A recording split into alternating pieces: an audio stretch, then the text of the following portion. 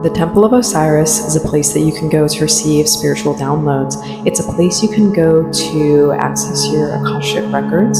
You can go for spiritual enlightenment. You can review past lives, your history. You can review your shortcomings, ways to improve. Osiris is the deity that looks over this temple. He is welcoming you into it today so that you can have a chance to review all the things that have brought you here today, all the experience you've had that have culminated in making you the individual that you are. The experiences that you've had have colored your perception of reality, and the experiences you are going to have are going to further color and taint that vision that you have. And the reason I use the word taint is because it changes it from the true form of what it is into the version you experience. Whenever we are operating from a 3D level of consciousness, we're only able to see what's in the immediate vicinity around us. We're only able to experience what we ourselves are perpetually experiencing in our minds. But if we want to experience something deeper, if we want to go further, if we want to delve into what makes us the way we are, into what makes us the way we will become, then this is a place you can come to do so. So Osiris is leading you over to a table right now, and on this table are some letters and some photographs. He is reviewing some past life records with you, and he wants you to take an honest look at yourself and see what you see here. So as you're standing in this space in the dark temple of Osiris, where there are torches sort of lighting with candles, casting shadows upon the pages, and there is a dark, yawning stretch of ceiling above you, and it's a sort of damp environment because it's inside of a crypt. It's inside of what feels like a cave. But yeah, this is a crypt sort of area. So as you're reviewing this, you're remembering the culmination of your past lives. You're remembering the experiences which have brought you here. He is showing you one in particular. The one that I am seeing he's showing is a life of a farmhand. So in this life, you learned a lot of things that were about yourself, but also about other people. You learned how to slow down. You learned how to harvest the land, how to work with the land. You learned how to be one with the universe through being one with your shovel, is what he is saying. There was a beautiful, perfect synchronicity with you working, on machines, and with you working with tools in the earth. And there was always something connecting you to these processes, connecting you to the ability to see and to feel and experience what is going on. When you use tools to connect you with another thing, it opens your mind and it opens your perception to be able to experience things that are normally not accessible to you. So what I see now is almost like you, and then standing between you and this other thing that you're trying to understand or comprehend, it's a tool. So in this farmhand life, this is something that you can draw upon so that you can know deep within your soul how you experience things is always through a tool of some sort, whether that's a meditation or a form of seance, or whether that is through believing in yourself. But there's an important element that you who is connected to this other thing, there's always the tool that connects you. So don't be ashamed in using tools. Don't be ashamed in using things like pendulums or tarot decks or divination or forms of interpretation or psychology. People who use psychology and sociology are also using tools, he says. So, don't begrudge anyone the thing that they are working on, the thing they're working through. And also don't begrudge yourself to use these things. Even a channel is accessing something through a tether, to the universe. The way that things get connected to each other is something must connect them. So I feel maybe in this collective sometimes there is this feeling of, oh, I want to just be able to do this. I don't want to be able to do it with a tool. I just want to do it myself. You are doing it yourself, is what Osiris is saying. You are able to do this yourself. But what you need to realize and recognize is that you are always going to use tools of some kind or another. The reason that it's important for you to understand this is because sometimes you see tools as crutches and you don't use them. And the reason that you don't use them is because you think oh, I'm too good for tools. I don't need that crutch. I don't use that tool. It's not an ego thing is what he is saying. It's like, he's calling it a complementary thing. It like complements an emotion you have of being proficient or being profound, is you want to do things without help from others, is that's really what it comes down to. This aversion to using tools or symbolism or crutches, it's because you want to feel strong, you want to feel powerful. And so sometimes you deny yourself something that's needed because it feels weak to you to use something else, using, an interpreter, using a tool, using a variety of things. But what you have to understand is that it's not weak. It's just a facet of reality. It's just a way that you are getting around the universe.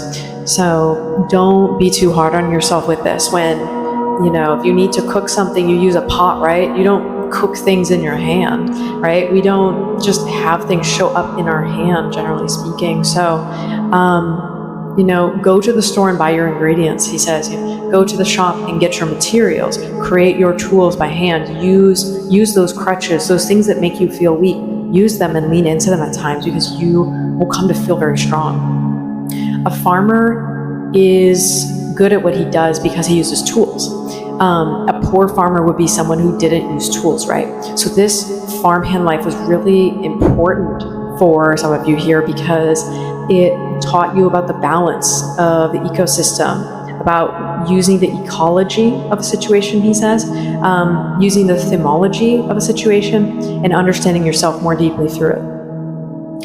There are people in this collective that might feel like this sort of thing doesn't apply to them, but if you look more deeply, you'll understand that tools are just extensions of yourself. Even a wand of a practitioner is an extension of themselves. The cup or the chalice, an extension of yourself, right? The tools that we use are extensions of ourselves. The most empowered person is not sitting with absolutely nothing at their disposal, right? We don't have a physical incarnated experience that we can have nothing. I say that and I see a picture of a monk, and it's a reminder that even the monk has something. The monk wears clothes. The monk styles their hair or cuts it off. The monk lives in a monastery with other people that live in a temple. They cook food. They wash dishes. They sweep the floor. They sit in nature. Even the people who seem like they have nothing, they have something. They have tools. Especially, even monks have lots of tools. They have scriptures. They have meditation beads. They have particular clothing. If anything, they have very curated, tools for their purpose. So don't be someone who's afraid to use their tools. The tools are designed to give you a deeper connection to the universe, a deeper connection to yourself. So Osiris is turning some pages here, and he wants to show you another life. This life is a mermaid life. So for this life, what he is showing is your connection with deep, because mermaids are a very interesting philosophy, as he calls it. A mermaid is someone who is able to swim into the depths of the emotions, able to surface again. It's someone who can breathe air and breathe water. The mermaid life is symbolizing your union with ecology, he says. And it's important you understand, I see a picture of someone looking in a mirror, that there are multiple facets to you. This particular life here, for some of you, this is one that was very difficult. I see it ending in some pain. I see it ending in a very difficult way. And so it's this idea of trusting yourself, because sometimes even knowing you are this inherently magical being, you can't trust yourself because you feel there is something within you that is striving, for perfection or striving for something difficult. So even a mermaid that is able to do many things, again, there's this feeling of self-doubt that sort of permeates that. So for this life, a lesson you could take from that life would be understanding that you are, complete. You are an individual capable of many things. And just because you are confined to one form, it doesn't mean you are not these other forms. Sometimes just knowing too about some past lives that you have had, it's helpful in the current life to experience things more deeply. Some of the collectives I do this kind of work for are in the purple and blue collectives that I have channeled for in the past. These are just people with a lot of purple or blue in their energy. The purple collective is very spiritual, very enlightened, very mystical, magical. The blue collective, it's a group of individuals who have been very oppressed and have had a very difficult time making their way in this life because they've met constant opposition. You may resonate with one, both, or both those collectives. I just find that there's going to be people watching this who are in one of those two or both of them. Yeah. Osiris is showing me one last thing in this book, and it was a life you had like as a carpenter. And so in this carpenter life, you were again using tools. There was a lot of emphasis on using tools for this collective. The reason that you used so many tools was because you were good at what you did, and so you needed tools to help take you to that next level. Humans start out as like this base blueprint is what Osiris is explaining, and the reason that it's so powerful what humans do is because they can customize themselves. They can turn themselves into many different things. So it's all a matter of where your skills are willing to go. Like, where are you willing to develop yourself to develop these skills? The thing with working on yourself is that it's a difficult process and it's one that takes time. And a carpenter is someone who has built up his craft, has built his skills over years and years and years. So you too are someone who has built their craft over years and years and years. So you're someone who's come through a lot of pain, a lot of suffering. Maybe you've accidentally nailed yourself sometimes. Maybe you've hit yourself with a hammer. Maybe some boards have fallen on you, but you have always gotten back up. You've always fixed yourself and dusted yourself off, got right back to work. So what you need to recognize is there is a diligence in yourself. There is something within you that is desiring to improve. It's desiring to build something. What this life was teaching you was the desire to build, the desire to establish a foundation. So the culmination of these many lives, from what he's showing here, he's showing you are capable of a great many things, but it's going to come down to what tools you are doing, and if you are willing to go where you have not gone before, if you are willing to trust yourself, in the process of doing that. There's a lot for you to discover in this life, but a lot of this life really is just about you building, because you have the foundations, you have the skills, you have the knowledge, the intrigue, the curiosity, you have all these things that are needed for you to do, whatever it is that you need to do in this life, but you have to trust yourself. It's not going to work if you kind of have yourself at a distance, and just say, oh, I don't trust myself, I don't need any tools. Saying you don't need tools, saying you don't need things to help you is simply because you don't want to do your job, is what Osiris is saying. He's saying you simply don't want to do whatever it is that your soul is calling you to do. So just like a carpenter can't be a carpenter without his tools, you also cannot be a working professional or a functional human being without your tools. So stop insisting you don't need tools or that you don't need things. You are someone who would benefit from having the right selection. If this is hobbies or jobs or interests, you need things to enrich your experience, because that's the level you're at right now. You can't just, as a person, just do all that on your own. So make sure to dig deep, make sure to know what it is that is calling to you, and don't run away from it.